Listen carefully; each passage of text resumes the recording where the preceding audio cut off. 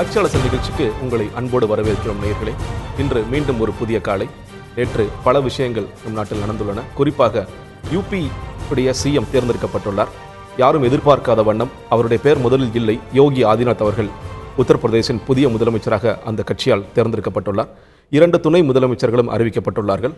இந்த புதிய வளர்ச்சி குறித்து மற்ற பல விஷயங்கள் குறித்தும் இன்று பேசுவதற்கு நானும் அரசியல் விமர்சகர் திரு சுமந்த் ராமன் அவர்களும் இணைகிறோம். வணக்கம் சார். வணக்கம் சார். முதல்ல அந்த யூபி தான் நேற்று ஒரு சர்ப்ரைசிங்காக யோகி ஆதித்யநாத் அவருடைய பேர் முதல்ல இல்லை. ராஜ்நாத் சிங்கா இருக்கலாம், நாங்கள் இல்லை அவருடைய தலைவர் மௌரியாவாக இருக்கலாம், இப்படின்னு பல பேர்கள் அடிபட்டது. ஸ்மிருதி இரானி பல பேர்கள் அடிபட்டது. இது யாரும் எதிர்பார்க்காத வண்ணம் பிஜேபி ஸ்போக்ஸ் பர்சன் கூட தெரியல. எங்களுக்கு ஒரு சில விவாதங்கள் நடந்துட்டு இருக்கும்போது எங்களுக்கே இன்னும் அறிவிப்பு வரல அப்படின்னு சொல்லும்போது யோகி ஆதித்யநாத்தோடைய பேர் வந்திருக்கு. இந்த டெவலப்மெண்ட் எப்படி சார்? இது ஹிந்துத்வாவுடைய ஃபோர்ஸஸ் இல்லை ஆர்எஸ்எஸ் உடைய பங்கு தாக்கம் அதிகமாக இருக்குது அப்படிங்கிற ஒரு பார்வை இருக்குது. இல்லை, இதில் ஒரு பெரிய சர்ப்ரைஸ் ஏன் அப்படின்னு பார்த்தீங்கன்னா, யோகி ஆதித்யநாத் தேர்தலுக்கு முன்பு யூபியினுடைய ஒரு ரொம்ப பாப்புலர் லீடர், அவர் மாஸ் லீடர் யூபியில். அவர் என்ன பண்ணுறாரு, ஹைகமாண்டு கிட்ட போய் மோடி அவர்கிட்டையும் அமித்ஷா தலைமையில் இருக்கிற பாஜக தலைமையிட்ட போய் அவர் கேட்குறாரு, என்ன முதலமைச்சர் வேட்பாளராக நீங்கள் அறிவிக்கணும்ன்ட்டு. அதை பற்றி யாருமே ஒன்றும் சொல்லலை. ஸோ அவங்க பாஜக தேர்தலுக்கு யோகி ஆதித்யநாத் ஒரு பாப்புலர் லீடர்னு தெரிஞ்சுக்கிட்டு கூட அவரை முதலமைச்சர் வேட்பாளராக அவர்கள் அறிவிக்காமல் தான் தேர்தலை சந்தித்தார்கள். ஏன்னா அங்கே அந்த கவலை, ஏன்னா அவர் ரொம்ப கொஞ்சம் ப்ரோ ஹிந்துத்வா அப்படின் கொள்கையினுடைய அடிப்படையில் இருக்கிறது. பிளஸ் ஒரு மடாதிபதி, கோரக்ஷ்பீத்தினுடைய மடாதிபதி. ஸோ இந்த காரணங்களால் அவங்க அவரை முன்னிறுத்தலை. இப்போ என்னென்ன பார்த்தீங்கன்னா, ஒரு டைகாட்டமி என்னன்னா, யோகி ஆதித்யநாத், சாத்வி நிரஞ்சன் ஜோதி, சங்கீத் சோம் போன்றவர்கள் பல முறை சில சர்ச்சைக்குரிய பேச்சுக்கள் நிறைய பேசியிருக்காங்க. அப்போ பாஜக என்ன சொல்லுது, இதெல்லாம் நீங்க ஒவ்வொன்றுத்துக்கும் நீங்க பிரதமர் மோடிக்கு பதில் சொல்லணும்னு அவசியம் கிடையாது. இது பாஜகவினுடைய அதிகாரப்பூர்வமான கருத்துக்கள் அல்ல. ஸோ பிஜேபியினுடைய அபிஷியல் லைன் யோகி ஆதித்யநாத் பேசும் பேச்சுக்கள் இடம்பெறவில்லை அப்படிங்கிறத பாஜகவினுடைய கருத்து. இப்போ அத்தகைய ஒருத்தரை நீங்க கொண்டு முதலமைச்சராக போடும்போது என்ன, அதாவது அவர் சொன்னதுக்கு நீங்க அங்கீகாரம் கொடுக்குறீங்களா? அந்த மிகப்பெரிய கேள்வி. ஏன்னா அவர் சர்ச்சைக்குரிய தொடர்ந்து பேசிட்டு வராரு. அவர் அந்த பேச்சுக்களுக்கு எங்களுக்கும் சம்பந்தம் இல்லை, அது அவர் தனிப்பட்ட கருத்து, பாஜகவினுடைய கருத்து அல்ல அப்படின்னு தொடர்ந்து சொல்லிட்டு வர ஒரு கட்சி, அந்த நபரை உங்களுடைய முதலமைச்சரா நியமிக்கும் பொழுது அந்த கருத்துக்கள் ஏற்றுக்கொள்ளாமல் அந்த நபரை மட்டும் ஏத்துக்கிறீங்கன்னு அர்த்தமா? இல்ல அந்த கருத்துக்கள் இப்பொழுது பாஜகவினுடைய அதிகாரப்பூர்வமான கருத்துக்களாக மாறிடுச்சுதான். அதுதான் பிஜேபிக்கு நிச்சயமா பல ஆப்ஷன்ஸ் இருந்தது. மனோஜ் சின்ஹா, கேஷவ் பிரசாத் மௌரியா போன்றவர்கள் அப்கோர்ஸ் ஸ்மிருதி இரானி அவ்வளவு சீரியஸா அவங்க யாரும் கன்சிடர் பண்ணல. பட் இந்த 2 தலைவர்களிடையே தான் போட்டி பரவலாக இருக்கும் என்று எதிர்பார்த்த ஒரு சூழ்நிலையில் யோகி ஆதித்யநாத் தேர்தலுக்கு முன்பு இன்ஃபேக்ட் அவருடைய ஹிந்து யுவ வாகினியில் இருக்கிற அமைப்பினுடைய சிலர் போட்டி வேட்பாளராக நிறுத்தப்படுறாங்க அப்படிங்கிற ஸ்டேஜ் கூட வந்துச்சு. ஆமா. ஏன்னா ஸோ ஒன்று கம்ப்ளீட் பாஜகவினுடைய மற்ற தலைவர்களைப் போல் யோகி ஆதித்யநாத்தும் செயல்படுவார் என்பதற்கு உறுதி கிடையாது. ஏன்னா அவருக்கே ஒரு இண்டிபெண்டன்ட் அவுட்ஃபிட் இருக்கு, அவருக்கே ஒரு தனி அமைப்பு, அவர் தலைமையில் இயங்கும் ஒரு அமைப்பு இருக்கிறது. ஹிந்து யுவ வாகினிங்கிறது அவர் தலைமையில் இயங்குற ஒரு அமைப்பு. ஸோ இது ஒரு மிகவும் ஒரு யோசிக்க வேண்டிய ஒரு முடிவு. ஏன்னா முழுமையாக பாஜகவுக்கு வேறு வழியே இல்லை, இவர் விட்டா வேற ஆள் இல்லைங்க, யாருங்க அந்த மாதிரி ஒரு நிலைமை இல்லை. அவ்வாறும் வேறு ஆப்ஷன்ஸ் இருந்து, இன்ஃபேக்ட் நேற்று லக்னோ ஏர்போர்ட்ல இருந்து போற வரைக்கும் கேஷவ் பிரசாத் மௌரியா வருவாருங்கிற ஒரு ஸ்டேஜ். திடீர்னு இவர் வராரு, ஒரு சார்ட்டர்ட் ஃபிளைட்ல இறங்குறாரு, உடனே போறாரு, விதின் ஒரு ½ an hour எல்லாம் மாறிடுச்சு. ஸோ இந்த காரணம் என்ன? பாஜகவினுடைய அப்கோர்ஸ் 2 துணை முதலமைச்சர் போட்டிருக்காங்க, கேஷவ் பிரசாத் மௌரியாவும் தினேஷ் சர்மாவும் டெப்டி சீஃப் மினிஸ்டரா போட்டிருக்காங்க. அதுவும் அந்த காஸ்ட் பேலன்ஸ் கொண்டு வரதுக்கு, ஒரு ஓபிசி தலைவர், ஒரு பிராமின் தலைவர், யூபியில் பிராமின் பாப்புலேஷன் அதிகங்கிறதுக்காக பேலன்ஸ் பண்றதுக்காக போட்டிருக்காங்க. இவர் டாக்கூர் சமுதாயத்தை சேர்ந்தவர். So Yogi Adityanath so balance எல்லாம் பண்ணியிருக்கிறாங்க. ஆனால் இந்த சிக்னல் என்ன அவங்க கன்வே பண்ண விருப்பப்படுறாங்க? ஏன்னா அவர் ஒரு தீவிர இந்துத்துவவாதி என்று அவரே பெருமையா சொல்லியிருக்கிறார். ஸோ இப்போ இதனால டெவலப்மெண்டல் அஜெண்டா, நாங்க வெற்றி, சப்கா சாத் சப்கா விகாஸ், அது பிரதமர் சொன்னது. அதே தான் யோகி ஆதித்யநாத் வெற்றி தேர்ந்தெடுக்கப்பட்ட பிறகு சொன்னார், அதுதான் நாங்க செய்ய போறோம்.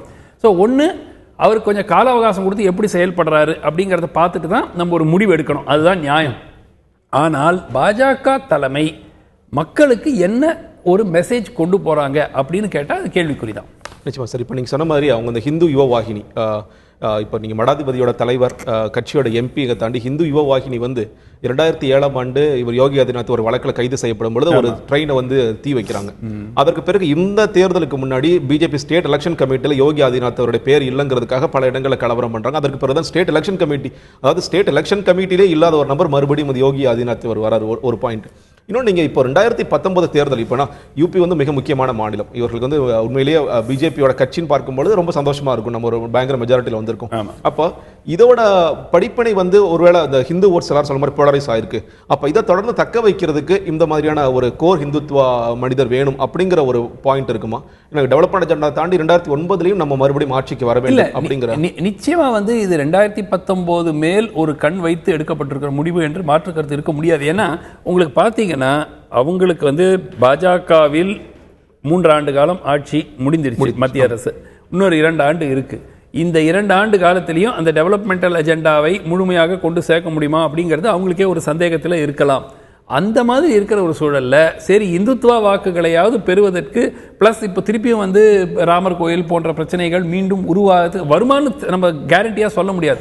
ஆனால் யோகி ஆதித்யநாத் அதை பற்றி பலமுறை பேசியிருக்கார். அவர் சொல்றது 2 ட்ராக்கில் வந்து போகணும். ஒன்று வந்து இந்துத்துவ ரீதியாக போகணும், அதே சமயம் டெவலப்மெண்ட் ரீதியாகவும் போகணும். ஸோ அவர் டெவலப்மெண்ட் மட்டும் வந்து வச்சு முன்வைத்து அவர் பேசலை. அவர் ஈவன் சமீபத்தில் கொடுத்துருக்கிற இன்டர்வியூஸ் எல்லாம் கூட பார்த்தீங்கன்னா அவர் சொல்றது வந்து 2 இருக்கு, இந்துத்துவாவும் இருக்கு, டெவலப்மெண்ட்டும் இருக்கு, ரெண்டுமே பண்ணணும் அப்படிங்கிற ரீதியாக தான் போறாரு. இது எப்படி யூபியில் பிளே அவுட் ஆகும் அப்படிங்கிறது இது என்னன்னா உங்களுக்கு ஒரு இந்த மாதிரி ஒரு சிம்பாலிக்கா ஒன்று ஒரு கட்சி செய்யும் போது அடிமட்டத்தில் இருக்கிற தொண்டர்கள் அது எப்படி பார்ப்பாங்க அப்படிங்கிறது வந்து நம்ம அவங்க வந்து ஓரளவுக்கு கொஞ்சம் அக்ரெசிவ் ஆயிடுவாங்க. ஸோ ஏன்னா எங்களுடைய நபர் தான் வந்து தலைமை பொறுப்புல இருக்கிறாரு, முதலமைச்சராக இருக்கிறாரு அப்படிங்கிறதுல வந்து நிச்சயமா வந்து அதுல பிரச்சனை வரதுக்கான வாய்ப்பு இருக்கிறது. அது வந்து எப்படி பாஜக சமாளிக்க போறதுன்னு பார்க்கணும். பட் எந்த ஒரு நபர் ஆட்சி பொறுப்பு ஒப்படைத்தாலும் அவருக்கு ஒரு 6 மாத காலமோ 1 ஆண்டு காலம் அவகாசம் கொடுத்துட்டு அதுக்கு பிறகுதான் வந்து நம்ம இவர் சரியா செய்வாரா இல்லையா அப்படிங்கறத ஜட்ஜ் பண்ணோம். இவருடைய முந்தைய காலத்து பேச்சுக்கள் நிச்சயமாக கவலை அளிக்கிறது. ஒரு ரிஃபார்ம்ஸ் அஜெண்டா சார், சீர்திருத்த கேள்வியாக இப்போ வந்து ஒரே ஒரு ஃபேஸ் ஆஃப் பிஜேபினா மோடி வச்சு தான் இப்போ உத்தரகாண்டா இருக்கட்டும், யூபியா இருக்கட்டும், பஞ்சாப் இருக்கட்டும், எல்லா இடத்துலையும் நான் அந்த இடத்துல அவர் தான் மாநில முதலமைச்சர் வருவாருன்னு எங்கேயுமே அறிவிக்கல. ஒரு பக்கம் ஒரே ஒரு முகம்தான். இப்போ மக்களுடைய கேள்வி வந்து இப்போ அந்த மாதிரியான மாநில முதல்வர் யாரா வருவார் அப்படிங்கிற அறிவிக்க வேண்டிய அவசியம் இருக்கிறதா? இன்னொரு பக்கம் இந்த முதல்வருக்கான நேரடி தேர்தல் டைரக்ட் எலெக்ஷன் டு சிஎம்ஸ் பற்றி நிறைய பேசிட்டே இருக்கும். இப்போ ஏன்னா மக்களுடைய எதிர்பார்ப்பே வந்து யோகி ஆதித்யநாத் எம்பியா இருக்காரு, அவர் எங்கே நம்ம ஸ்டேட்டுக்கு வரப்போறாருன்னு ஒரு நினைப்பு இருந்திருக்கலாம். இப்போ சிஎம்மும் வந்து டைரக்ட்லி எலெக்டட் கிடையாது, எம்எல்ஏவா இல்லை. நீங்க சொன்ன 2 துணை முதலமைச்சர்களுமே வந்து மக்களால் தேர்ந்தெடுக்கப்படாதவர்கள். இவர்கள் மூவருமே வந்து மேலவை உறுப்பினர்கள் மூலியமாக வந்துருவாங்க அப்படிங்கிறத இன்னைக்கு சொல்லப்படுது. அப்போ மக்கள் தேர்ந்தெடுக்கப்படாத 3 பேர்கள் தலைமை பொறுப்பில் இருக்கிற வராங்க போது ஒரு சீர்திருத்தமாக இந்த நேரடி தேர்தல் குறித்து நாம் பேச வேண்டிய கட்டாயத்தில் இருக்கிறோமா? இல்லை இந்திய அமைப்பு முறையில் இப்போ தலைவர் சார்ந்த அரசியல் இருக்கும் பொழுது அட்லீஸ்ட் ஒவ்வொரு ஸ்டேட்டுக்கும் இவர் தான் தலைவர் அப்படிங்கிற ஒரு ஸ்டேட் தலைவருங்க தாண்டி சட்டமன்ற தலைவராக இவர் தான் வருவார் அப்படிங்கிறத பார்த்து பேசணும். இல்லை இது 2 என்ன வித்தியாசம்னாக்கா, மக்கள் சட்டத்தில் இருக்கிறது ஒரு கட்சிக்கு தான் வாக்களிக்கிறோம். சட்டத்தில் நம்ம ஒரு நபர் வந்து அந்த கட்சியின் சார்பாக அவர் போட்டியிடுகிறார், அவருக்கு நம்ம வாக்களிக்கிறோம். ஆனால் பிராக்டிக்கலாக பார்த்தீங்கன்னா ஒரு தலைவருக்கு தான் வாக்களிக்கிறோம். அது வந்து இந்தியாவினுடைய பல பகுதிகளில் இப்போ உத்தரப்பிரதேசில் மக்கள் வந்து வாக்களித்தது நரேந்திர மோடிக்கு. நரேந்திர மோடி முதலமைச்சராக வருவாருங்கிற எதிர்பார்ப்புல அவங்க பண்ணல. ஆனாலும் அவர் மீது வைத்திருக்கிற நம்பிக்கை, சரி இவர் தேர்ந்தெடுக்கும் அங்கு உத்தரப்பிரதேச முதலமைச்சராக அனுப்புற நபர் மீது நான் நம்பிக்கை வைத்திருக்கேன், ஏன்னா இவர் மேல எனக்கு நம்பிக்கை இருக்கு. அதே மாதிரி இந்த யோகி ஆதித்யநாத் சாய்ஸ்ல இன்னொரு மிக முக்கியமான ஒரு விஷயம் இருக்கு. இவர் ஒரு இண்டிபெண்டன்ட் பேஸ் இருக்கிற லீடர்ஸ். நீங்க பிஜேபியில் பார்த்தீங்கன்னா அவங்களுக்கு வந்து இந்த மாதிரி ஒரு கம்ப்ளீட்டா அவரே ஒரு சொந்த அணியை வைத்துக்கொண்டு அவருக்கே ஆதரவாளர்கள் நிறைய இருந்துகிட்டு அவரே ஒரு மாஸ் லீடரா இருக்கிற தலைவர்கள் பார்த்தீங்கன்னா ஒரு வளர்ச்சி அடைந்த சில தலைவர் சிவராஜ் சிங் சௌஹான் 10-12 வருஷமா முதலமைச்சரான பிறகு அவருக்கு ஒரு பாப்புலாரிட்டி வந்திருக்கலாமே தவிர அவங்க நியமிக்கப்படும் பொழுது அவர்கள் யாருமே மாஸ் லீடர்ஸ் கிடையாது. யோகி ஆதித்யநாத் ஒரு மாஸ் லீடர். அவருக்கு ஏற்கனவே ஒரு பேஸ் இருக்கு, ஏற்கனவே ஒரு கட்சி, கிட்டத்தட்ட ஒரு கட்சினே சொல்லலாம், ஒரு அமைப்பை வைத்து அவர் நடத்திட்டு இருக்கிறாரு. ஸோ இவரை வந்து பாஜகவால் முழுமையாக கட்டுப்பாட்டுக்குள் வைத்துக்கொள்ள இருக்க முடியுமா? ஒன்று. ரெண்டாவது, அவர் அந்த லைன், அதாவது இந்த இப்போ பாஜக வகுத்திருக்கிற அந்த கோட்டை தாண்டி ப்ரோ ஹிந்துத்வாவா செயல்பட்டால் அவரை இவர்கள் உடனடியாக ரெயின் பண்ண முடியுமா? அவருடைய பாப்புலாரிட்டி. ஸோ யோகி ஆதித்யநாத்தினுடைய பாப்புலாரிட்டி யூபியில் வேகமாக வளர்றதுக்கான வாய்ப்பும் இருக்கிறது இந்த இந்துத்வா கொள்கையை வைத்து அவர் செயல்பட நினைத்தால். ஸோ இது பாஜகவுக்கும் இது ஒரு ரிஸ்க் தான். அது முழுமையாக அவங்க கம்ப்ளீட் கண்ட்ரோல் இருக்கிற ஒரு ஆளை கொண்டு போய் போடுறது வேறு, டோட்டல் லாயல்ட்டி கம்ப்ளீட் கண்ட்ரோல் இருக்கிற ஒரு நபர் நியமிக்கிறது வேறு. யோகி ஆதித்யநாத் மாதிரி அவரே ஒரு பேஸ் வச்சிருக்கிற ஆளை நியமிக்கிறது எப்பவுமே ரிஸ்க் தான். நிச்சயமா சார், கண்டிப்பாக. இது ஒரு மாநில பார்வையிலும் சரி, இல்லை கட்சி பார்வையிலும் நிச்சயமா சர்ச்சைக்குரிய ஒரு நபராகத்தான் இருக்கிறார். இது 2019 தேர்தலுக்கு ஒரு மிக முக்கியமான காரணம் இருக்கிறதா இங்கு கருத்து சொல்லப்படுகிறது. நேற்றைய மிக முக்கிய செய்தியாக தமிழக அளவில் மக்கள் நல கூட்டணி உடைந்து விட்டதா அப்படிங்கிற ஒரு பிரதானமான கேள்வி எழுந்திருக்கு. இந்த ஆர்கே நகர் இடைத்தேர்தலை ஒட்டி மக்கள் நல கூட்டணிக்குள் ஏற்கனவே குழப்பங்கள் இருந்ததாக, அதாவது ஒரு சிலர் திமுகவை ஆதரிக்கலாம், இல்லை தனித்து போட்டிடலாம் என்ற குழப்பங்கள் இருந்ததாக நேற்று கொஞ்ச நாட்களை பேசிக் கொண்டிருந்தோம். நேற்று அதுக்கு அதிகாரப்பூர்வமாக மக்கள் நல கூட்டணி உடைந்து விட்டதாக ஒரு தகவல் வந்துள்ளது. இது குறித்து அதன் தலைவர்களுடைய பேட்டி பார்த்து விடலாம். மக்கள் நலன் சார்ந்த ஒரு கொள்கைக்காக போராட ஒரு மாற்று தேவைப்படுகிறது.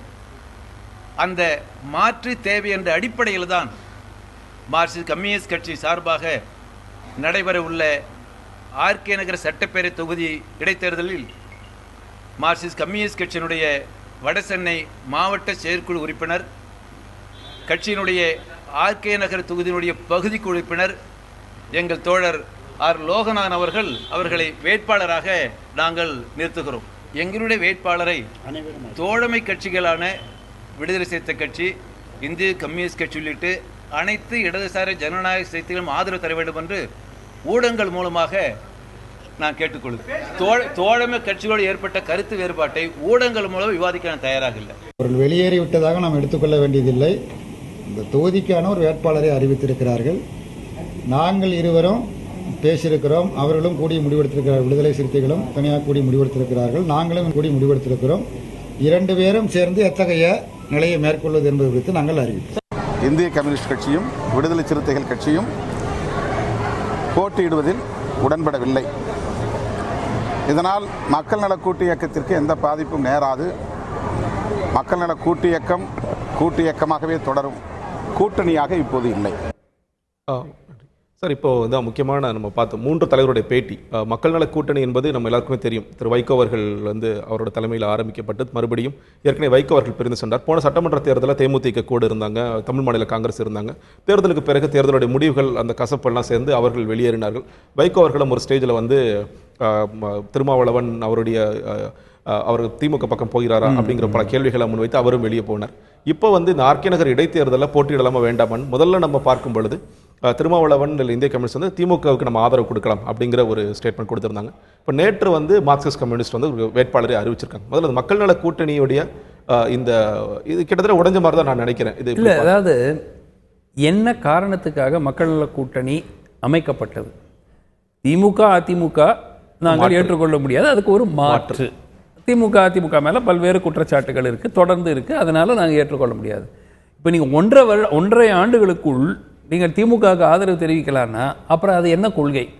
மார்க்சிஸ்ட் கம்யூனிஸ்ட் கட்சி இங்கு வேட்பாளர் நிறுத்துறது சரியா இல்லையாங்கிறது அது வேறு விவாதம். ஆனால் அடிப்படையாக இந்த 2 கட்சிகளுடன் இந்த 2 கட்சிகளுக்கு ஆதரவு தெரிவிக்கக்கூடாது என்ற அடிப்படை நோக்கத்துடன் ஒன்று சேர்ந்த கட்சிகள் இப்போ அந்த 2 கட்சிகளை ஒரு கட்சிக்கு நாங்கள் ஆதரவு தெரிவிக்கிறோம்னு சொல்றதில்ல. அதுவும் சரி, ஒரு 10 ஆண்டு காலம் நாங்கள் முயற்சி செய்தோம், மக்கள் எங்களை நிராகரித்து விட்டார்கள், இனிமேல் அந்த கொள்கையை நாங்களால் தொடர முடியாதுன்னு 1.5 ஆண்டு காலம், 2 ஆண்டு கூட முடியல. மக்கள் நல கூட்டணி அமைக்கப்பட்டு 2 ஆண்டு கூட முடியல. 2 ஆண்டுகளுக்குள் நாங்கள் திருப்பி திமுக ஆதரிக்கிறோம் இல்லை அதிமுக ஆதரிக்கிறோங்கிற ஒரு ரீதியாக நினைக்க வேண்டும் என்றால் நிச்சயமாக நீங்கள் அந்த கொள்கையிலிருந்து நீங்கள் மீறிவிட்டீர்கள் அப்படிங்கிறது தான் அர்த்தமே தவிர. ஸோ இதில் ஒரு அடிப்படையாக வெளியிலிருந்து பார்க்கும்போது மார்க்சிஸ்ட் கம்யூனிஸ்ட் கட்சி சொல்லும் ஒரு நிலைப்பாடு அதே மாதிரி நம்ம ஒன்று ஞாபகம் வச்சுக்கணும். மார்க்சிஸ்ட் கம்யூனிஸ்ட் கட்சிகளும் இந்திய கம்யூனிஸ்ட் கட்சி போன்ற கட்சிகள் ஐடியாலஜிக்கலி பேஸ்ட் பார்ட்டிஸ். அவர்களுக்கு தேர்தலில் வெற்றி தோல்வி என்பது அவர்களுடைய அடிப்படை நோக்கமாக நம்ம பார்க்க முடியாது. ஆனால் விடுதலை சிறுத்தைகள் போன்ற கட்சிகள் வந்து ஒரு ரெப்ரசன்டேஷன், ஒரு பிரதிநிதித்துவத்தினுடைய அடிப்படையில் இயங்கக்கூடிய கட்சிகள். ஸோ அவங்களுக்கு வந்து எந்த விதமான ஒரு பிரதிநிதித்துவமும் இல்லாமல், சட்டப்பேரவையிலையும் மெம்பர் இல்லாமல் இந்த மாதிரி எவ்வளோ நாள் தொடர முடியும் அப்படிங்கிற கேள்வி அவங்களுக்கு இருக்கும். Question of survival. ஸோ அந்த சர்வைவல் அப்படிங்கிற அடிப்படையில் வரும்போது கொள்கையை கொஞ்சம் அப்படியே டைல்யூட் பண்ண வேண்டிய ஒரு நிர்பந்தம் அவர்களுக்கு இருக்கும். ஸோ முழுமையாக வந்து நம்ம இது தப்பு அப்படின்னு சொல்கிறது வேறு. ஆனால் நிச்சயமாக மக்கள் நல கூட்டணி மீண்டும் வந்து அதில் இருக்கிற அங்கே அங்கமாக இருக்கிற சில கட்சிகள் திமுக ஆதரவோ இல்லை அதிமுக ஆதரவோ என்று தெரிவித்தால் நிச்சயமா வந்து கொள்கையிலிருந்து அவங்க விலகிட்டாங்க அப்படின்னு தான். சரி, இப்போ நம்ம தமிழக அரசியல் நிலவரம் எப்பவுமே பார்த்தீங்கன்னா எதிர்மறை வாக்குகள் தான் நிறைய வரும். இப்போ திமுக ஏன் ஓட்டு போறோம்னா அதிமுக எங்களுக்கு பிடிக்கல, அதே மாதிரி அதிமுக அந்த மாதிரி ஒரு நிலைப்பாடு இருப்பாங்க. இப்போ அதே மாதிரி நிலைப்பாடை இப்போ வந்து மக்கள் நல கூட்டணியும் எங்களுக்கு வந்து இந்த தேர்தலில் வந்து அதிமுக வீழ்த்தப்பட வேண்டும், அதனால நாங்கள் திமுக ஆதரிக்கிறோம் அப்படிங்கிற ஒரு நிலைப்பாடுனால இந்த மாதிரி முடிவுகள் வருது. அது வந்து அப்போ நீங்க எண்ட்லெஸ்ஸா எல்லா தேர்தலையும் அது ஜஸ்டிஃபை பண்ணிக்கலாம். நீங்க கூட்டணின்னு, அதாவது திமுக அதிமுக அல்லாத ஒரு அமைப்பு வர வேண்டும் என்று காரணத்துக்காக அமைக்கப்பட்ட ஒரு அணி இந்த தேர்தலில் நம்ம அதிமுக வீழ்த்தணும், திமுக ஆதரிப்போம், அடுத்த தேர்தலில் திமுக வீழ்த்தணும், அதிமுக ஆதரிப்போம்னா அப்புறம் வந்து உங்களுக்கு அந்த கொள்கையிலிருந்து நீங்க வந்துட்டீங்க. ரெண்டாவது, ஒவ்வொரு தேர்தலையும் யாராவது ஒருத்தர் வீழ்த்துறதுக்கு ஒரு காரணம் இருக்கும் இல்லையா? அப்ப நீங்க மற்ற அந்த மாற்று கட்சியுடன் நீங்க கூட்டணி வைக்கிறதுக்கான ஒரு ஜஸ்டிபிகேஷனோ ஒரு எக்ஸ்கியூஸோ இருக்கும். என்ன பிரச்சனைனா, மக்கள் நல கூட்டணியில் அங்கமாக இருக்கும் கட்சிகள் மக்களுடைய நம்பிக்கையை பெற இயல முடியவில்லை பெரும் அளவிலே. கம்யூனிஸ்ட் கட்சிகள் அவங்களுடைய கோர் ஓட் பேங்க் வச்சிருக்காங்க, விசிகே அவங்களுடைய கோர் ஓட் பேங்க் வச்சிருக்காங்க. இந்த ஓட் பேங்கை எக்ஸ்பேண்ட் பண்ணி ஒரு 8% 10% கொண்டு போவதற்கு அவர்களால் 2 ஆண்டுகளுக்கு முடியல. அந்த 2 ஆண்டுகளுக்குள் அவர்களால் இயலவில்லை என்ற காரணத்தினால் மீண்டும் தங்களுடைய கொள்கையை விட்டு மார்க்சிஸ்ட் கம்யூனிஸ்ட் கட்சி வரமாட்டேங்கிறாங்க. நாளைக்கு அவங்களுக்கு வேற ஏதாவது நிர்பந்தம் வந்தால் அவங்களும் வந்து விலகுவாங்களாங்கிறது நமக்கு தெரியாது. ஆனால் இன்றைய காலகட்டத்தில் ஆர்கே நகரை பொறுத்த வரைக்கும் நாங்கள் வேட்பாளர் நிறுத்துறோம் அப்படிங்கிறாங்க. இப்போ விசிகே இந்திய கம்யூனிஸ்ட் கட்சி மார்க்சிஸ்ட் கம்யூனிஸ்ட் கட்சி உடைய கருத்தோட ஒரு முரண்பாடு ஏற்படுறது வந்து கொஞ்சம் ஒரு வித்தியாசமான, இன்னைக்கு அது முடிவு அறிவிக்கிறேன்னு சொல்லியிருக்கிறாங்க. ஸோ என்னுடைய எதிர்பார்ப்பு வந்து சிபிஐ எப்படி முடிவு எடுப்பாங்கிறத நம்ம சொல்ல முடியாது. ஆனால் லாஜிக்கலி 2 கம்யூனிஸ்ட் கட்சிகளுக்கும் பெரிய கருத்து வேறுபாடுகள் ஒன்றும் இல்லை. ஸோ ஒன்றாக போவது ஒரு சாத்தியம், ஒரு பாசிபிலிட்டி இருக்கு. விசிகே நிச்சயமா திமுக பக்கம் போறாங்கிறதுல நம்ம பல மாத காலமாகவே பார்த்துட்டு இருக்கோம். அந்த பயணம் வந்து தொடரும் அப்படிங்கிறதா நான் நினைக்கிறேன். விசிகே வந்து இவென்ச்சுவலா 2019 இல்லை அடுத்த வர தேர்தல்களிலோ நிச்சயமா திமுக பக்கம் போவாங்கிறது என்னுடைய கருத்து. நிச்சயமா சார், நீங்க சொல்ற மாதிரி இப்போ ஆர்கே நகர் இடைத்தேர்தலில் ஜெயலலிதா அவர்கள் போட்டியிட்ட போது கூட தோழர் மகேந்திரன் அவர்கள் போட்டியிட்டார். அந்த நேரத்தில் கூட மக்கள் நல கூட்டணி இல்லாட்டி இந்திய கம்யூனிஸ்ட் கட்சி வந்து அவர் ஆதரிச்சது. 2 பேரும் சேர்ந்து தான் வந்து ஒரு பொது வேட்பாளர்கள் மாதிரி தான் அறிவிச்சாங்க. நீங்க சொல்ற மாதிரி பல தேர்தல்களில் 2 பேரும் சேர்ந்தே நாங்க எங்களுக்குள்ள ஒரு சீட்ஸ் ஷேரிங் மாதிரி ஒரு உடன்பாடு வந்திருக்கு அப்படின்னு சொல்லிட்டு அறிவிச்சிருக்காங்க. இந்த நேரத்தில் சொல்ல மாதிரி நிச்சயமாக இந்திய கம்யூனிஸ்ட் கட்சி இவர்களை ஆதரிப்பதற்கான சாத்தியக்கூறுகள் நிறைய இருக்குன்னு நினைக்கிறேன். இப்போ தொடர்ச்சியாக பல கட்சிகள் வேட்பாளர்கள் இப்போ வந்து ஆர்கே நகரில் முதல்ல 2 முனை போட்டி 3 முனை போட்டின்னு சொல்லுவோம், இப்போ 7 முனை போட்டி கிட்டத்தட்ட ஆயிடுச்சு. இன்னைக்கு வந்து பாஜக வந்து கங்கை மரன் அறிவிச்சிருக்காங்க. இதே மாதிரி மார்க்சிஸ்ட் கம்யூனிஸ்ட் இப்போ லோகநாதன் அவர் வேட்பாளர் அறிமுகப்படுத்தினார். இப்போ முன்னாடி நம்ம பார்த்த மாதிரி அதிமுக 3 டிவிஷனாக இருக்கு, திமுக ஒரு வேட்பாளர் அறிவிச்சிருக்காங்க. இன்னும் பல இளைஞர்கள்லாம் கூட களத்தில் குதிக்கிற நம்ம பார்த்துட்டு இருக்கோம். இது யாருக்கு சாதகமாக முடிய போகிறது? இந்த மாதிரி இல்லை, நிச்சயமா அடிப்படையாக திமுக தான் இந்த தேர்தலில் வெற்றி பெறக்கூடிய ஒரு ஃபேவரட்ஸ் அப்படின்னு அந்த பழைய வாக்குகளினுடைய அடிப்படையில் நம்ம கணக்கு பார்த்தோம்னா நிச்சயமா இந்த this election is for DMK to lose. ஏன்னா they are the favorites. அவங்க வந்து வெற்றி பெறலைன்னா அது பெரிய கேள்விக்குறி. ரெண்டாவது, அதிமுகவினுடைய 2 ஆக்சுவலா தேர்தல் 7 பேர் போட்டியில் இருந்தாலும் மேஜர் கண்டஸ்டன்ஸ் 3 பேர் தான். அதிமுகவினுடைய 2 பிரிவுகள் பிளஸ் திமுக, இந்த 3 நபர்களுக்கிடையே தான் தேர்தல். மற்றவர்கள் வந்து எவ்வளவு வாக்குகளை பிளக்க போறாங்க அப்படிங்கிறத நம்ம பார்க்கலாம். இப்போ பாஜக எவ்வளோ வாக்குகளை எடுத்துட்டு ஸ்பிளிட் பண்ண போறாங்க, யாருடைய வாக்கு, தீபா வந்து ஓபிஎஸ்க்கு போகிற வாக்குகளை ஸ்பிளிட் பண்ணுவாங்களா, இல்லை சசிகலா குரூப் வாக்குகளை ஸ்பிளிட் பண்ண, இந்த மாதிரி விஷயங்களை வந்து நம்ம பேசிட்டு போகலாமே தவிர அடிப்படையாக தேர்தல் வந்து திமுக ஒரு ஃபேவரட் பொசிஷனில், அதுக்கப்புறம் 2 பிரிவு ஆஃப் அதிமுக. ஏன் திமுக ஃபேவரட் அப்படிங்கிறது பார்த்தீங்கன்னா, உங்களுக்கு அதிமுக முன்னாடி பிளவுபட்ட போது திமுக வெற்றி பெற்றது, அது ஒன்று. இரண்டாவது, கிட்டத்தட்ட ஒரு 40,000 வாக்குகள் வித்தியாசத்தில் 97,000 வாக்குகள் செல்வி ஜெயலலிதா வாங்குறாங்க. அதுவே வந்து சில போர்ஷன் ஆஃப் த வாக்குகள் செல்வி ஜெயலலிதா போட்டியிடுறாங்க, முதலமைச்சர் தொகுதியா இருக்கும் அப்படிங்கிற அடிப்படையில் போடப்பட்ட ஓட். ஸோ மற்ற ஒரு யூனிஃபைடு அதிமுக நின்றா கூட அதே 97,000 வருங்கிறதுக்கு உத்தரவாதம் கிடையாது. ஸோ அதில் கொஞ்சம் ஒரு 10,000 15,000 ஓட்டு குறைச்சிங்கன்னா, இது வந்து ஆர்பிட்ரரி தான், நம்ம கணக்குன்னு பண்ண முடியாது. அந்த மாதிரி குறைச்சிங்கன்னா ஒரு 75,000 ஓட்டோ 80,000 ஓட்டு வைங்க. இந்த 80,000 85,000 ஓட்லையோ திமுக வாங்கினது கிட்டத்தட்ட 57,000 ஓட்டு. 57,000 வாக்குகள் அந்த வாக்கு வங்கி இன்டாக்டாக இருக்கு அப்படிங்கிற ஒரு அசம்ஷன், அதுவும் வந்து ஒரு அசம்ஷன் தான், அது மாறுறதுக்கான வாய்ப்பு இருக்கிறது. அந்த வாக்கு வங்கி அப்படியே இருக்குன்னாக்க உங்களுக்கு ஒரு 15,000 20,000 வாக்குகள் பிளவுபட்டால் நிச்சயமா ரிசல்ட் மாறுறதுக்கான வாய்ப்பு இருக்கு. குவெஸ்டின் இஸ், எந்த அதிமுக அணி, அந்த அதிமுக அணியில் அந்த 2 அணிகள் என்ன பர்சன்டேஜில் வாக்குகளை பிளக்கிறார்கள். ஸோ திரு டிடிவி தினகரன் எவ்வளோ வாங்க போறாரு, திரு மதுசூதன் எவ்வளோ வாங்க போறார். இந்த அடிப்படையில் பெரும்பாலான வாக்குகள் திரு மதுசூதன் பக்கம் செல்வதற்கான வாய்ப்பு இருந்தால் அப்போ வந்து திமுகவுக்கு ஒரு டஃப் ஃபைட் ஆகிறதுக்கான வாய்ப்பு இருக்கு, திரு மதுசூதன் வெற்றி பெறதுக்கான வாய்ப்பு இருக்கு. அதே மாதிரி திரு தினகரனால் ஒரு கணிசமான ஒரு எண்ணிக்கையில் வாக்குகளை பிளவுபடுத்த முடியும் அப்படின்னு அவர் பண்ணாருனாக்க நிச்சயமா வந்து திமுக வெற்றி பெறுவதற்கான வாய்ப்பு இருக்கு. நிச்சயமாக இந்த ஆர்கே நகர் இடைத்தேர்தல் வந்து பல கேள்விகள், யூஸ்வலாக இடைத்தேர்தல்ங்கிறது ரொம்ப கூர்ந்து கவனிக்கப்பட வேண்டிய ஒன்றாக இருக்காது யூஸ்வலாக தமிழ்நாட்டை பொறுத்த வரைக்கும். ஆனால் ஆர்கே நகர் இடைத்தேர்தல் நிச்சயமாக ஒரு வித்தியாசமான இடைத்தேர்தல். அதிமுக என்ற கட்சிக்கு பல பதில்களை சொல்ல போகிறது, தமிழக அரசியல் எப்படி இருக்க போகிறது என்று பல பதில்கள் சொல்ல போகிறது. தொடர்ச்சியாக இந்த ஆர்கே நகர் இடைத்தேர்தல் குறித்தும் மற்ற களத்தில் உள்ள மற்ற வேட்பாளர் குறித்தும் தொடர்ச்சியாக அலசுவோம். போன செக்மெண்ட்ல பேசுகிற ஆர்கே நகர் இடைத்தேர்தல் குறித்து, இதில் வந்து திமுக வந்து மருது கணேஷ் அப்படிங்கிற வேட்பாளர் அறிவிச்சிருக்காங்க. நம்ம கிட்டத்தட்ட எதிர்பார்க்காத ஒரு வேட்பாளர், அவங்க போன வாட்டி அது இருந்த சிம்லா அவங்க அறிவிக்கப்படுவாங்க அப்படின்னு நினைச்சோம். திமுக வந்து ஒரு மெசேஜ் கொடுக்குறாங்களா ஸ்டாலின் செயல் தலைவர் ஆன பிறகு, ஏன்னா இப்போ ஜெயலலிதா அவர்கள் முதலமைச்சராக இருந்த பொழுது ரொம்ப சாதாரண வேட்பாளர்களை கூட அறிவிப்பார் அப்படிங்கிற ஒரு ஸ்ட்ராங் மெசேஜ் இருக்கும். இப்போ அந்த மாதிரியான ஒரு மெசேஜை பார்ட்டிக்குள்ள கொடுக்கறதுக்கான ஒரு முயற்சியாக இது பார்க்கப்படுகிறதா, இல்ல இது வந்து தினகரன் வந்து ஒரு பக்கம் ஸ்டார் வேட்பாளரை தன்னை அறிவிச்சிட்டு இருக்காரு, அந்த மாதிரி ஸ்டார் வேட்பாளரை வீழ்த்துவதற்கு எங்களுடைய ஒரு சாதாரண வேட்பாளரை போதும் அப்படிங்கிற ஒரு மெசேஜ்? ஏற்கனவே இதை பத்தி ஒரு வாட்டி பேசணும். அதாவது ஒன்று வந்து இது ஃபுல் கான்ஃபிடென்ஸை காட்டலாம், நாங்கள் வந்து ஒரு பிரபலமான வேட்பாளர் இல்லாமையே எங்களால் வெற்றி பெற முடியும் அப்படிங்கிறதுக்காக ஒரு கான்ஃபிடென்ஸ் மூவாக கூட நம்ம பார்க்கலாம். ரெண்டாவது, அதிமுகவில் செய்கிற மாதிரி பிரபலம் அல்லாத ஒரு நபரை முன்னிறுத்துவதுங்கிறது அதிமுகவில் தொடர்ந்து நடந்துட்டு இருக்கிற ஒரு விஷயம். அது போன்று திமுகவில் நடக்கலை அப்படிங்கிறது தொண்டர்களுடைய ஒரு மிகப்பெரிய குமுறல். அதாவது திமுகவில் என்ன சொல்லுவாங்க, திருப்பி ஒரு குரூப்புக்கு மட்டும்தான் வாய்ப்பு கொடுக்கப்படுகிறது, தொண்டர்களுக்கு வாய்ப்பு கொடுக்கல, அதிமுகவில் வாய்ப்பு கொடுக்குறாங்க அப்படிங்கிறது ஒரு பெரிய கம்ப்ளைண்ட்டாக இருந்திருக்கு. அதை மாற்றி அமைப்பதற்கு ஒரு முயற்சியாக இருக்கலாம். ஆனால் இந்த தேர்தலில் தான் அதை செஞ்சிருக்கணுமா அப்படிங்கிறது ஒரு கேள்விக்குறி. ஏன்னா இந்த தேர்தல் வந்து என்னை பொறுத்த வரைக்கும் 2 நபர்களுக்கு மிகவும் முக்கியம். ஒன்று வந்து ஆப்வியஸ்லி திரு தினகரனுக்கு முக்கியம், ஏன்னா அந்த கட்சியினுடைய மக்களிடையே அந்த ஆட்சியை ஏற்றுக்கொள்கிறார்களா இல்லையாங்கிறதுக்கே இது ஒரு ஆசிட் டெஸ்ட். அதனால திரு தினகரனுக்கு இது மிகவும் முக்கியம். அடுத்த கட்டமாக திமுக இது முக்கியம். ஓபிஎஸ் அணிக்கு ஒரே அப்ஜெக்டிவ் திரு தினகரனை விட ஒரு ஓட்டு அதிகமா பெறணும், அவ்வளவுதான். அவங்க வெற்றி பெறாங்க, இரண்டாவது கட்சி வெற்றி பெற்றால் அவங்களுக்கு ஆஃப்கோர்ஸ் ரொம்ப பெரிய ஒரு சேஞ்சாக, ஒரு பாசிட்டிவ் டெவலப்மெண்ட்டாக அவங்க பார்ப்பாங்க. ஆனால் வெற்றி பெறவில்லை என்றாலும், திமுக வெற்றி பெற்றாலும், ஓபிஎஸ் அணி திரு தினகரனை விட, திரு மதுசூதனன் வந்து திரு தினகரனை விட அதிகமாக வாக்குகளை பெற்றால் ஓபிஎஸ் அணிக்கு அது ஒரு வெற்றியாக அவங்க எடுத்துப்பாங்க.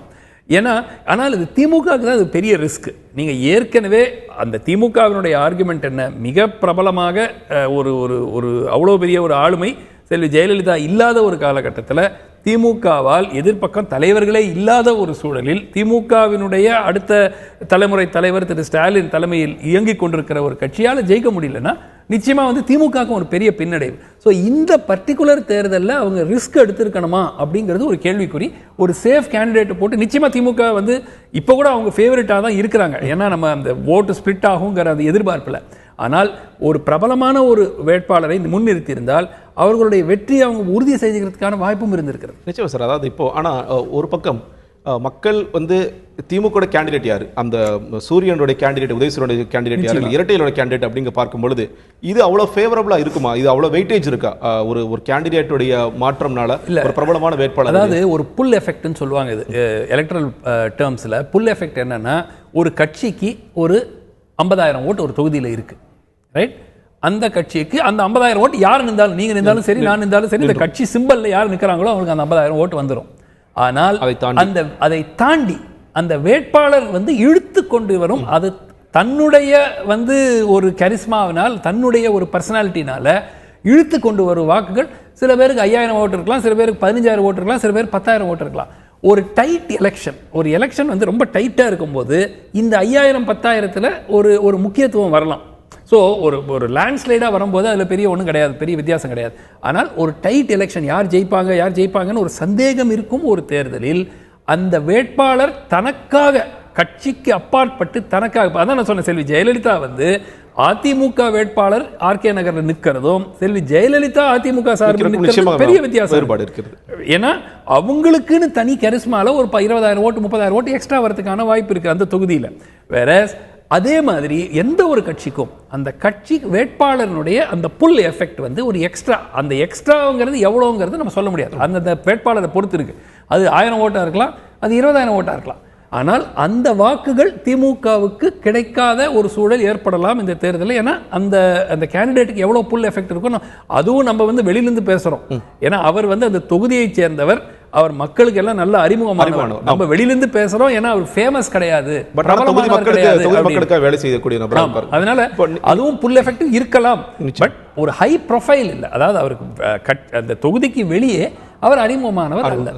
இப்போ நீங்கள் அந்த புல் எஃபெக்டை நான் இந்த வித்தியாசமாக பார்க்குறேன். இப்போ அதிமுக சார்பாக தினகரன் நிற்கிறார் அப்படின்னா அது ஒரு நெகட்டிவ் எஃபெக்ட்டுக்கான வாய்ப்புகள் இருக்கு. மக்கள் வந்து ஏற்கனவே அதிருப்தியில் இருக்காங்க அதிமுக சசிகலா தரப்பு மேலே, இப்போ தினகரன் மேலே கூடுதல் அதிருப்தியில் இருக்கிறாங்க, அந்த குடும்பம் வந்து கட்சியை கைப்பற்றுறாங்க அப்படி.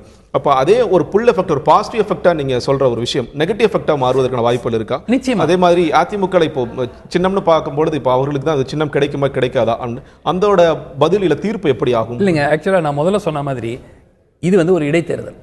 இந்த இடைத்தேர்தலை ஒரு பிரஸ்டீஜ் இஷ்யூவா ஆக்க வேண்டிய நிர்பந்தம் அரசுக்கு இல்லை. இப்போ சாதாரண ஒரு வேட்பாளர் ஆர்கே நகர் தொகுதியிலிருந்து ஒரு வேட்பாளர், ஒரு வட்ட செயலாளர் யாராவது ஒருத்தர் வேட்பாளராக சசிகலா தரப்பு நிறுத்திருந்தாங்கன்னு வச்சுங்க, என்ன ஆயிருக்கும்? தோத்திருந்தா கூட அவங்களுக்கு ஒன்றும் பெரிய ஒரு பாதிப்பு அரசுக்கு, எம்எல்ஏக்கள் வந்து தங்களுடைய நிலைப்பாடை யோசிக்கும் அளவுக்கு ஒன்றும் வந்து வராது. ஸோ இது ஏன் வந்து இந்த பிரஸ்டீஜ் இஷ்யூ ஆக்குனாங்க அப்படிங்கிறது முதல்ல புரியல. திரு தினகரன் போட்டியிட்டு வெற்றி வாய்ப்பு அதிகமாக இருக்கிற தொகுதிகளில் ஆர்கே நகர் மற்ற தொகுதிகள் இருக்கின்றன. ஸோ அவங்க வந்து அவர் முதல்ல இருந்து பெரியகுளத்திலிருந்து இருந்த நாடாளுமன்ற உறுப்பினராக இருந்தவர். ஸோ உங்களுக்கு வெற்றி வாய்ப்பு அதிகமாக இருக்கிற தொகுதிகளை விட்டுட்டு நீங்க ஆர்கே நகர்ல குதிச்சு, அதுவும் வந்து இது வந்து இந்த சாதாரண ஒரு பை எலெக்ஷன், இது வந்து ஒரு பை எலெக்ஷன். இந்த பை எலெக்ஷனே வந்து அடுத்த கட்ட தமிழகத்தினுடைய அரசியலை நிர்ணயிக்கக்கூடிய ஒரு தேர்தலாக மாற்ற வேண்டிய அவசியம் எங்கிருந்து வந்தது அப்படிங்கறதா எனக்கு புரியுது சார். ஒருவேளை இவர் இப்போ ஜெயிச்சார்னா, தினகரன் அவர் ஜெயிச்சார்னா, மக்களுடைய ஏற்பு எனக்கு தான் இருக்கிறது, அடுத்து ஒரு முதல்வர் கனவுகள் இருந்தா அதை சாத்தியப்படுத்துறதுக்கான வாய்ப்பு. அதுதான் நான் என்ன சொல்றேன், உங்களுக்கு 6 மாத காலமோ ஒரு 8 மாத காலமோ இந்த அரசு இயங்கி ஒரு மக்களிடையே இருக்கிற அந்த அதிருப்தியை வந்து ஓரளவுக்கு சரி செய்து அதற்கு பிறகு நீங்க போட்டியிடுறதுக்கான வாய்ப்பும் இருக்கிறது. சரி, இது எல்லாமே வந்து இந்த அவசரம் அப்படிங்கிறது தான் என்ன நிர்பந்தம் என்ன உங்களுக்கு? அடுத்த கட்ட ஒரு 6 மாதம் கழித்து உங்களுக்கு ஒரு சில திட்டங்கள்லாம் அறிவிக்கிறீங்க, மக்களிடையே இருக்கிற அந்த அதிருப்தி குறையுது ஓரளவுக்குன்னு வைங்க. அதுக்கு பிறகு நீங்க வெற்றி வாய்ப்பு அதிகமாக இருக்கிற ஒரு தொகுதியில் ஒரு எம்எல்ஏ ராஜினாமா செய்ய சொல்லிட்டு நீங்க போட்டிட்டு இருக்கலாமே. ஸோ இது எனக்கு ஒண்ணுமே எனக்கு புரியல. நிச்சயமா வந்து இது வந்து ஒரு பெரிய ரிஸ்க் எடுத்திருக்காரு.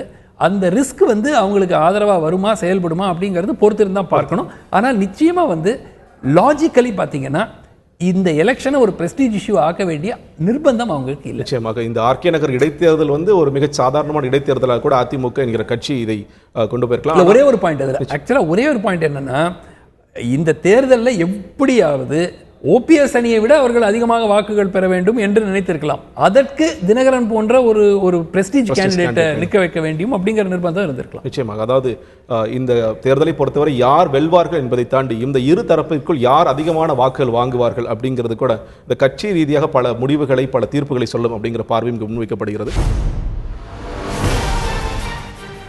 நேற்று வந்து முதல்வர் எடப்பாடி பழனிசாமி அவர்கள் மேகதாதுவில் வந்து கர்நாடக அரசு ஒருபோதும் அணைக்கட்ட அனுமதிக்க மாட்டோம் அப்படிங்கிற ஒரு ஸ்டேட்மெண்ட் கொடுத்திருக்காரு. தொடர்ச்சியாக இந்த பிரச்சனை அப்பப்போ எரப்ட் ஆகிட்டே இருக்குது. நம்ம வந்து தமிழகம் வந்து நீர்நிலைகள் ஒரு பக்கம் நம்ம காப்பாற்றுறோம் அப்படிங்கிறத தாண்டி இன்னொரு பக்கம் காவிரியாக இருக்கட்டும், முல்லைப்பெரியார் இருக்கட்டும், தொடர்ச்சியாக இந்த வாட்டர் இஷ்யூ, தண்ணீர் பிரச்சனைங்கிறது தொடர்ச்சியாக இருக்கிறது. இதனால் விவசாயிகள் கடுமையாக பாதிக்கப்படுகிறார்கள், குடிநீர் தட்டுப்பாடு ஏற்படுகிறது. இப்போ இந்த விஷயம் வந்து ஏன் தொடர்ச்சியாக வந்துட்டே இருக்கு கர்நாடக தரப்புல இருந்து? இது ஒரு அரசியல் காரணங்கள் மட்டும்தான் இருக்கா, இல்லை அதை தாண்டி இவர்கள் வந்து தண்ணீர் கொடுக்கக்கூடாது அப்படிங்கிற ஒரு நிலைப்பாடும் இல்லை, இது கர்நாடகா ஏன் பண்ணுறாங்கன்னு விட்டுடுங்க. அதுக்கு நாம் என்ன செய்யணும்? காவேரி மேலாண்மை வாரியம் அமைக்கப்பட வேண்டும் என்பது தமிழ்நாட்டினுடைய நிலைப்பாடு, உச்சநீதிமன்றத்தினுடைய உத்தரவு. அதற்கு மத்திய அரசு ஒரு யூ டர்ன் எடுத்தாங்க. முதல்ல அமைக்கிறோம்னு சொன்னாங்க. அதுக்கப்புறம் எங்களால் அமைக்க முடியாது, பாராளுமன்றத்தில் பாராளுமன்றத்தின் மூலமாக தான் அது அமைக்கப்பட வேண்டும். பாராளுமன்றத்தில் அமைப்பதற்கான அழுத்தம் நாம் எங்கே கொடுத்துருக்கிறோம்?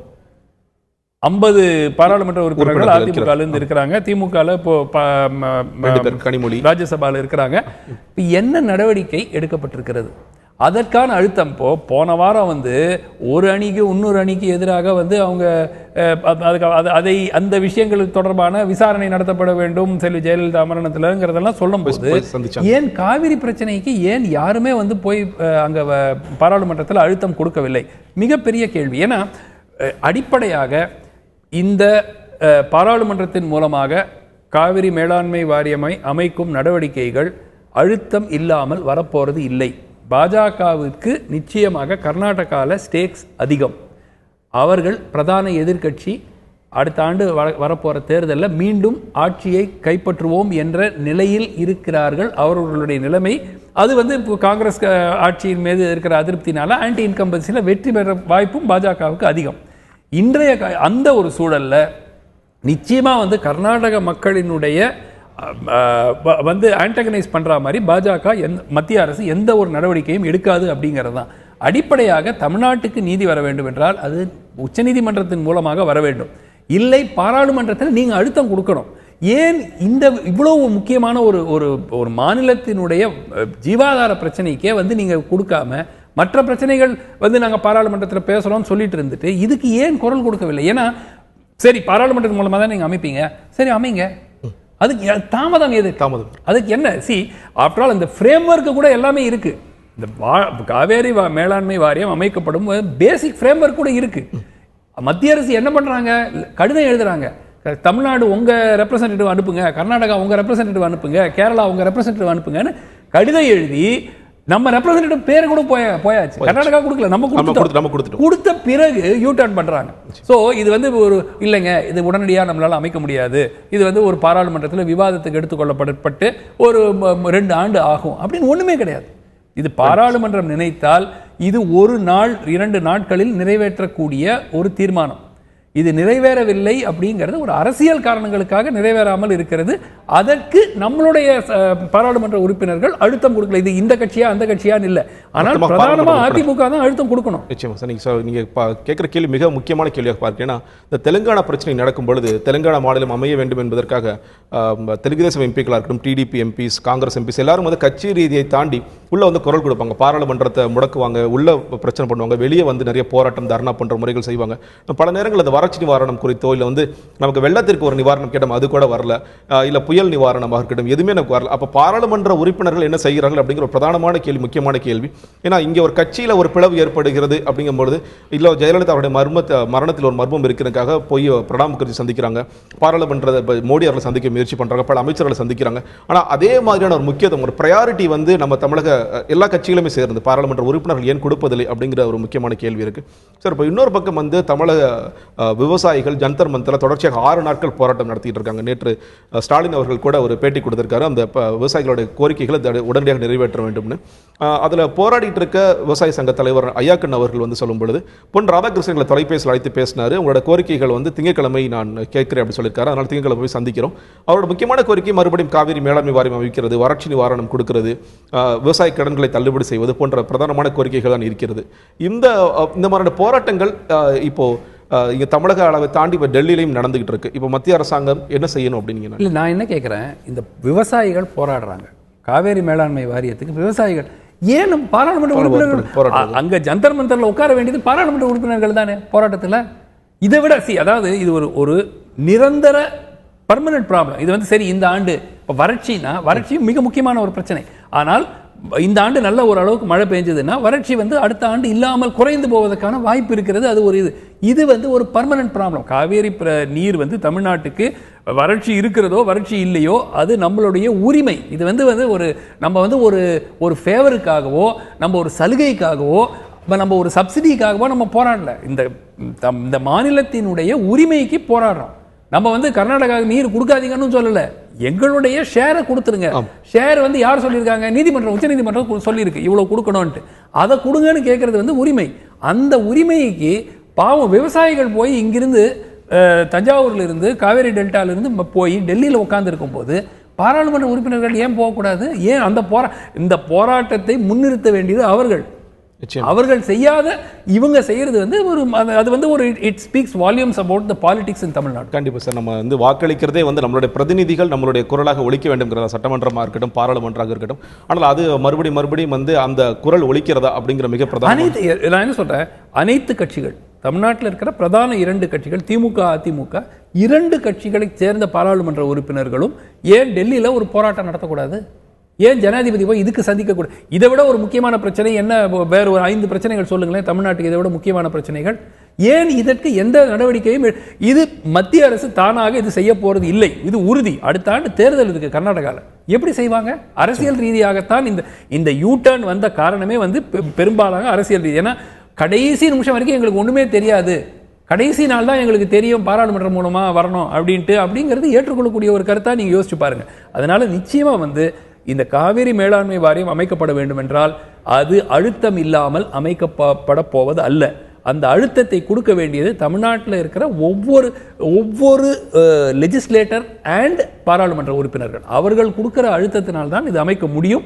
இதை வந்து அவர்கள் எடுத்துக்கொண்டு செய்ய வேண்டும் அப்படிங்கிறதா வேண்டுகோள். கண்டிப்பாக சார். நீங்கள் சொல்கிற மாதிரி இப்போ காவிரி பிரச்சனையில் மிகுந்த முக்கியத்துவம் எப்போ நடந்துச்சுன்னா, ஜெயலலிதா அவர்கள் உண்ணாவிரதம் உட்கார்ந்தார். இங்கே உண்ணாவிரதம் உட்காரும்போது தான் மத்திய அமைச்சர்கள் வந்தாங்க, உடனடியாக உண்ணாவிரதம் முடிச்சு வைங்க, நாங்கள் காவிரியில் ஒரு நல்ல தீர்ப்பு வழங்குறோம் அப்படிங்கிற அளவுக்கு வந்துச்சு. இப்படி கேட்குற மாதிரி நம்மளுடைய பாராளுமன்றவாதிகள் இந்த போராட்டங்களை முன்னெடுத்தால் நிச்சயமாக மத்திய அரசாங்கம் வந்து குரல் கொடுக்க வேண்டிய ஒரு அவசியம் ஏற்படும். இங்கே எப்படி இங்கே மாணவர்களாம் ஜல்லிக்கட்டுக்காகவோ இல்லை ஹைட்ரோ கார்பனுக்காக தொடர்ச்சியாக போடுறாங்களோ அவங்கள்ட்ட இருந்தே கூட ஒரு பாடம் எடுத்துக்கலாம்னு நினைக்கிறேன். தொடர்ச்சியாக நாம் போராடி தான் அது ஒரு பாயிண்ட். இந்த இன்டர்ஸ்டேட் ரிவர்ஸ் மூலமா இப்போ கர்நாடகாவோட மட்டும் மேகதாது மட்டும் பிரச்சனை இல்லை, கேரளாவும் வந்து அவங்க சிறுவாணி பகுதியில் வந்து அவங்க கட்டுறதுக்கு ஒரு இது வந்து இருக்கு. பிளஸ் சித்தூர்ல ஆந்திரா வந்து கட்டுறது. சோ இது எல்லாற்றுக்கும் ஒரு தீர்வு வந்து இந்த காவேரி மேலாண்மை வாரியம் அமைக்கும் அந்த மெக்கானிசம் அது எஃபெக்டிவா இருந்துச்சுனாக்க அடுத்த கட்டமாக மற்ற அனைத்து இன்டர்ஸ்டேட் டிஸ்பியூட்ஸுக்கும் இன்டர்ஸ்டேட் ரிவர் ஒரு மாநிலத்திலிருந்து இன்னொரு மாநிலத்திற்கு ஒரு நதி செல்லும் பொழுது அதில் அந்த நீர் செல்வதை தடுப்பதற்கு மேலே இருக்கிற அந்த அப்ஸ்ட்ரீம் ஸ்டேட்டுக்கு உரிமை கிடையாது. அது வந்து கிளியரா இருக்கு. அதை மீறி தொடர்ந்து நடந்து கொண்டிருக்கும் போது அதை தடுக்க வேண்டியது கடமை யாருது? மத்திய அரசினுடைய கடமை. மத்திய அரசு அதை தடுக்காமல் இருப்பது வந்து பார்க்கும்போது அழுத்தம் கொடுக்க வேண்டியது நம்மளுடைய ரெப்ரசன்டேட்டிவ்ஸ் தான். நிச்சயமாக சார். நம்ம தமிழகம் வந்து நம்மளுடைய உரிமை தான் நாம் கேட்கிறோம் தொடர்ச்சியாக. அது வந்து மேகதாதுவாக இருக்கட்டும், காவிரி பிரச்சனையாக இருக்கட்டும், முல்லைப்பெரியார் இருக்கட்டும், நம்மளுடைய உரிமை தான் நாம் தொடர்ச்சியாக கேட்டுக்கொண்டிருக்கிறோம். இதில் செயல்பட வேண்டிய மத்திய அரசாங்கம் அதற்கு அழுத்தம் கொடுக்க வேண்டிய பாராளுமன்றவாதம் தொடர்ச்சியாக அதை முன்னெடுக்க வேண்டும் என்கிற பார்வை தான் இங்கு முன்வைக்கப்படுகிறது. அச்சலசல் நிகழ்ச்சியில் இன்று பல விஷயங்களை விவாதித்திருக்கிறோம். இன்று நம்முடன் கலந்து கொண்ட அரசியல் விமர்சகர் டாக்டர் சுமந்த் ராவ் அவர்களுக்கு நன்றி தெரிவித்துக் கொள்கிறோம். அச்சலசல் நிகழ்ச்சி நிறைவு பெறுகிறது. தொடர்ந்து இணைந்தீர்கள் தந்தி தொலைக்காட்சி.